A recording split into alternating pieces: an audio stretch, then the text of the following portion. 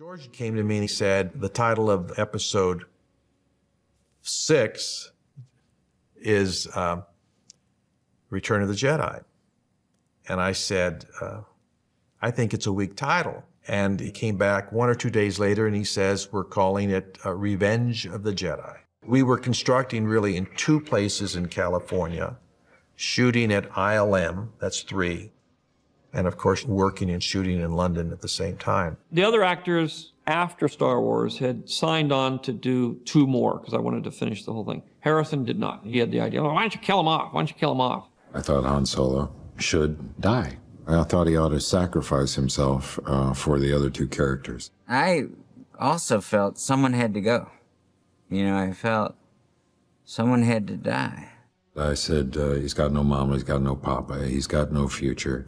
He has no story responsibilities at this point. So let's allow him to commit self-sacrifice. And I thought it should happen very early in the last act so that you would begin to worry about everybody. We should sacrifice somebody. And George was against it. And George knew what he wanted, and he got what he wanted. Anytime you would go in and try and negotiate for production facilities, people would say, oh, well, that'll cost $2 when it might normally cost $1. So I had the suggestion that we change the name of the picture. It was called Blue Harvest, and the subline behind it was Horror Beyond Imagination. Speed camera.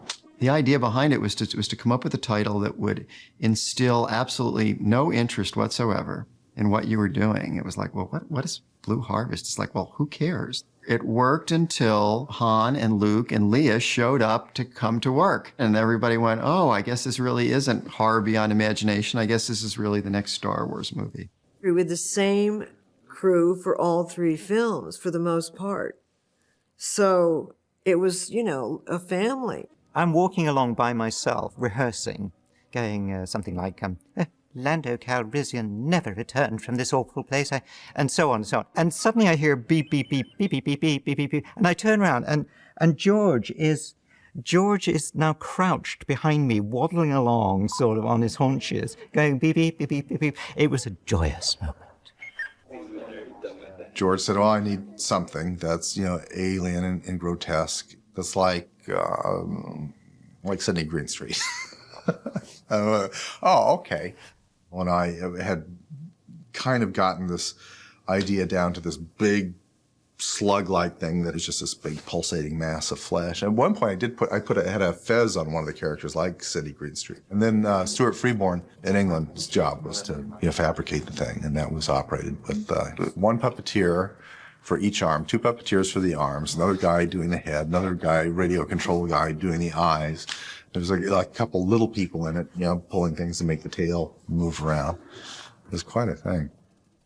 I had my little dwarf sitting inside. I had a little seat made for him in the tail here, and he operated it all. And he was sitting there for quite a few days doing this, and if he operated the first one, it made, whichever way he pulled it, it would either lift it upwards or sideways, you see, so he could make that move in any direction. And action. I must be allowed to speak.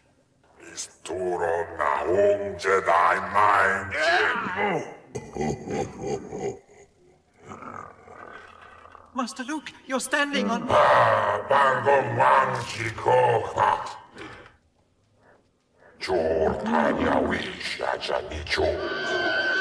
Jabba has to pull the rug out from under Luke, and he falls into the pit, and there's this big Rancor pit monster. George was really adamant that we were going to do it as a man in a suit. It was going to be like a really cool Godzilla. Tony McVeigh, one of the sculptors, fabricated this big Rancor suit, and based on my design. And I designed this thing that I call it kind of a cross between a bear and a potato. It was just this big, dumb thing. But it never looked that great, no matter what we did. So at some point, George said, no, let's do it, some other way. And so, Dennis thought, well, let's try and do it as a, high-speed, puppet. We designed the skeleton for Rancor. Tom Santamon and Dave Sasala and I, puppeteered the thing. it was a crazy, way of working, because this thing, it has to, walk into a room and turn around and roar, and it's like a 4-second shot, and you're shooting at 90 frames a second. You've got a second to shoot it. I got claustrophobia once, and I didn't even have the whole suit on. I was lying on the floor, the camera is about that far away from me. Salacious Crumb, the wonderful Salacious Crumb, animated by Tim Rose. And he's pulling out my eye. 34A, take 2. A&B. Action. And something went in my mind. I didn't catch a breath or something. And I suddenly could feel panic just absorbing into my body. And I was saying, get me out, get me out, get me out, get me out, get me out. And I just kept repeating it until they managed to whiz the head off. It wasn't edited that way, but I was the first guy to come off the skiff because I had to make sure it would work and everybody's going to be all right. But I had a lot of sand coming on top of me. But I was able to say to the guys, if you go in, shut your eyes, keep your mouth closed, right? Put some cotton wool up your nose, otherwise you'll be sniffing up sand. 2 or 3 people went in one after the other. So as one went in, they pulled him out, the other one went in, they pulled him out. So, I mean, what was happening down below is a comedy film of its own, quite honestly, yes. But these are the things the public don't see. Well, I was hanging on that rope with Han Solo, and he was trying to save me, and one of the squids went right through my toe. And I'm screaming to Dan, stop, stop. He's so busy acting. And I'm like, I'm in pain. And all of a sudden he realized that I got hurt. Harrison really, he's one of those actors he's very intense. And he really gets into what he's doing, So he was really into it. I got to kill Jabba the Hutt, but I was still much more concerned about the slave girl outfit and what I was going to do about exercise. 1C, take 2. A&B cameras. Okay, wave your arm around. And darling, action. And then George Lucas said, instead of attacking Jabba from the front and be getting angry with him and whacking him, I want Carrie Fisher to jump on his back. And then she got her high-heeled shoes on, and it happened to be that my little fellow inside, it was only foam rubber, and it went right into his head, and he screamed his head off. So we had to stop the car. All right, hold it. Before they could do the shot again, I had to build a little firm bit over the top of his head so she could get up there. Take 3, pick up. A&B camera. Background panic, go. Okay, and action. That was a great relief. He was an unpleasant thing with a lung in the corner of the mouth, and I never really liked that. It's a difficult thing to do, work on the one hand with the special effects, and on the other hand, with a storyline with actors, and making those two things marry.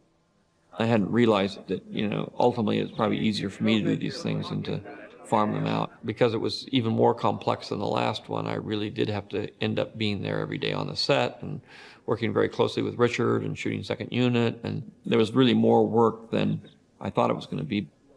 I got the idea of using a Steadicam, and we did a test in a local park here, of walking through the woods on a path that we kind of disguised, and he shot with a camera that shot 1 frame of film every second.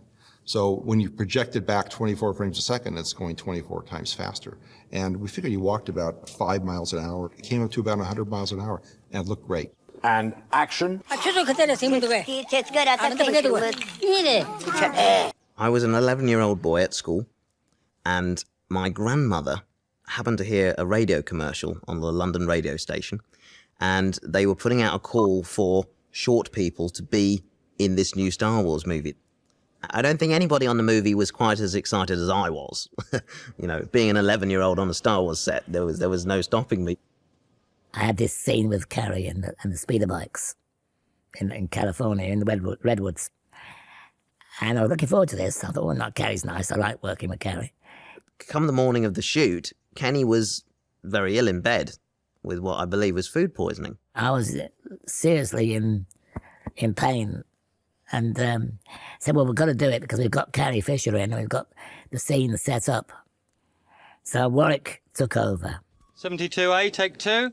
A&B camera. Don't forget. And they called me in to play the scene instead. Action.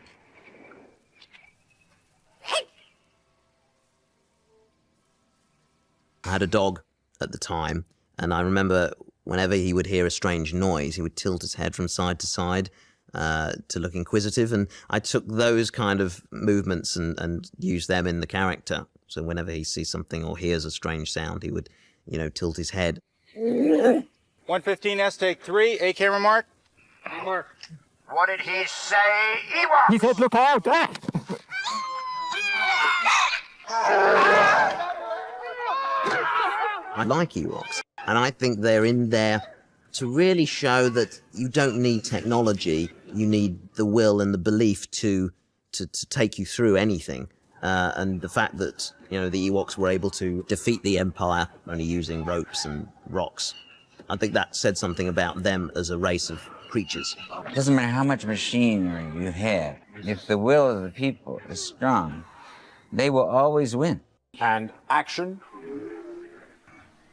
As we were finishing the third one, we really had the sense of it was the end, that they were going to tie up all the loose ends, and there was a kind of clearing your locker out at the end of the semester feel to it all. So part of me was saying, oh, I'm so glad to put this behind me. And the other aspect was, well, what about all the adventures that Luke could have?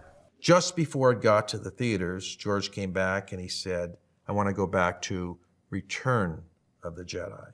Now, the logic behind that was a Jedi does not take revenge. The challenge is always trying to do something that's all-consuming with having a private life.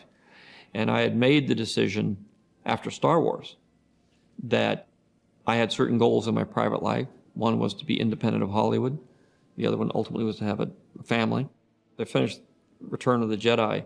I figured that was the end of it for me. I figured, well, I've done it. I finished my trilogy. This is what I started out to do. This is what I was determined to get finished. And it was overwhelming and difficult. But fate has a way of stepping in. I ended up getting divorced right as the film Jedi was finished. And I was left to raise my daughter. Things I couldn't afford to do at the time.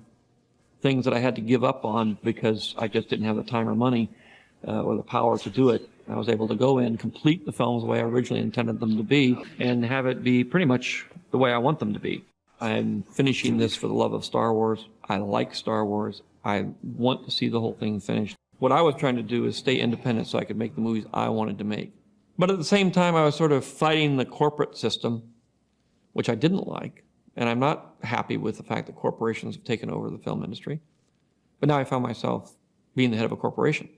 So there's a certain irony there, is that I have become the very thing that I was trying to avoid, which is basically what part of Star Wars is about. That is Darth Vader.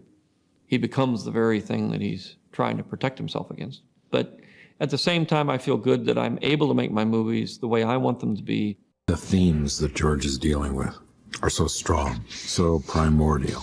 The conflicts between children and their parents. Luke Skywalker was George growing up, George facing conflict and the need to prove himself. And he did, powerfully. George was somehow able to put the good guys and the bad guys and the mythology in a package that somehow touched us. I don't know how. I guess if you know how, everybody would be doing it. I am so pleased to be a part of that whole legend, even as an observer, and I am just an observer. He's created people that everyone in the world knows. Any author that could create such memorable characters would be a very happy person indeed. He really established the independent film market. His films changed epic productions. He changed storytelling. He created what Hollywood is today. George was creating a new world for Hollywood, and we were lucky enough to be a part of it. He's not just the creator and director, now he is the studio. He can make exactly the movie that he wants to make. One of the things that George Lucas has done in Star Wars is to communicate, in fact, with the younger self that resides somewhere inside even the oldest person. I think our cultural imagination has been transformed by Lucas's films, by taking us back to stories that make us all feel that we share in the heroic journey of the human species on this earth. George Lucas moved us into a new place in space, a new time in the future, which no one else had created up to that time. Star Wars had a tremendous impact on the young people, as well as adults for that matter. I committed myself to making these movies. I believe in these movies. I think they're very entertaining, and I think if I can get a room full of people and they enjoy it, then I've done whatever I hope to do.